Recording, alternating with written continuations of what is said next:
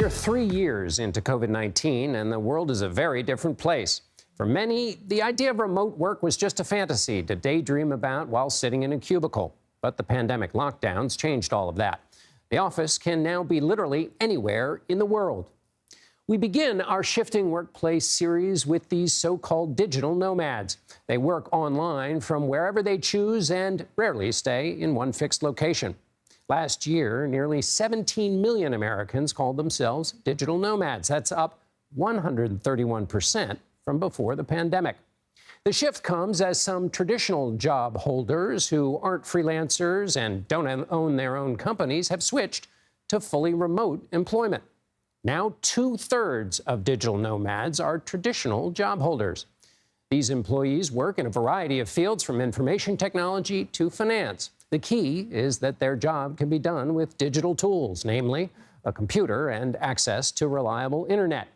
Dozens of nations are making it easier for people to become digital nomads by offering special visas, allowing them to live and work in these countries for anywhere from 6 months to 5 years in some places. So, where are the digital nomads? The third most popular location is Bangkok, Thailand, which gained major points for internet access, the weather, and cost of living. That's followed by Europe's largest business city, London. And in 2022, the most popular destination was Lisbon, Portugal. That's where we find CBS News foreign correspondent Ramy Inocencio, who spent a day in the life of a digital nomad. Portugal is known for its beautiful beaches, delicious delights, and centuries-old architecture. But it also has fast, modern Wi-Fi, a low cost of living, and easy access to the rest of Europe. That's made it a top hotspot for digital nomads like Kendall Lobo. She was working from home for a San Diego-based financial technology firm, then realized I can do the exact same job from a completely different country. She brought us along for some of her daily rituals, including mornings at the beach. How often do you go surfing? I would say like 3 to 4 times a week. Kendall works U.S. West Coast hours. That's 3:30 to 11 p.m. here in Lisbon. I have the morning and the whole day to explore, do whatever. And if I'm traveling, then I'll take like a morning flight so that by 3 p.m. I can be working. When looking for a job, she encountered 2 reasons to stick with an American one. The first one was a lot of people didn't want to hire an American because of visa issues. The second was the Portuguese salaries are a lot lower than what I could make with a U.S. job. The process of securing a work visa took a few months, but once Kendall got to Portugal, it was a quick move into her Airbnb. All she brought was a couple suitcases and her prized possession. The biggest thing that I own is that surfboard right there. And I bought that blanket also. I love it that you say, I bought the blanket, that's mine, but nothing else here is yours. Yeah, no, nothing else is mine. Her apartment, fully furnished, is a quarter of the price of a similar unit in San Diego, which frees up her budget. I feel like I'm able to spend a lot more money on travel than whereas in California, I would have to put that money towards rent. It's also cheaper for almost everything else, including Kendall's favorite food. Açaí pequeno. So this one is €4.50. In California, the one that I usually get at my favorite place costs $17. $17. That's 4 times the price of this. Exactly.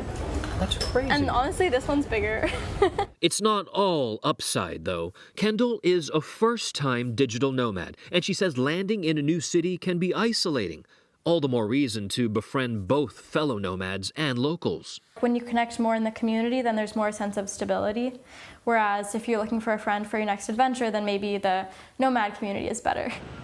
On the other side of the world, in Bangkok, Thailand, David Tan has lived a digital nomad life for the past 3 years. I think for a lot of nomads, the sweet spot is anywhere from 1 to 3 months. Since 2019, his lifestyle has taken him around the world, living in 15 countries on 5 continents. He's a former software engineer who now freelances. David's built a professional and personal network everywhere he's been. If you were to say to me, any city, I could tell you someone that's there right now. And he's seen the nomad community come into the mainstream over the years. Before the pandemic, I think being a nomad was more kind of a fringe thing. But I think with COVID, it accelerated everything. It's never been easier to be a nomad just because there's so many services catered to nomads. Those services include co-working spaces, which provide digital nomads places to mingle with unique, creative, or inspiring offerings. You can co-work where Lisbon meets the Atlantic Ocean, in a repurposed shipping container with a free beer, in a soothing sea of vegetation. Like Kendall, David says his rent is much cheaper abroad. So my rent right now is about under $500. And let's say you were back in San Francisco. For the same amount of space, how much do you think you'd be paying? I mean, my apartment right now could be easily $3,000, $4,000. On a U.S. salary, that might sound like a steal, but for locals, they can and often are priced out. At this moment, a physician, even working in private sector 14 hours a day, cannot afford a decent house in Lisbon. Portuguese labor historian Raquel Varela says she's not opposed to people moving to her country. You want to know other countries, you want to know other people, this is incredibly positive. But the social activist does take issue with the housing inequality created by foreigners with U.S. dollars and more buying power.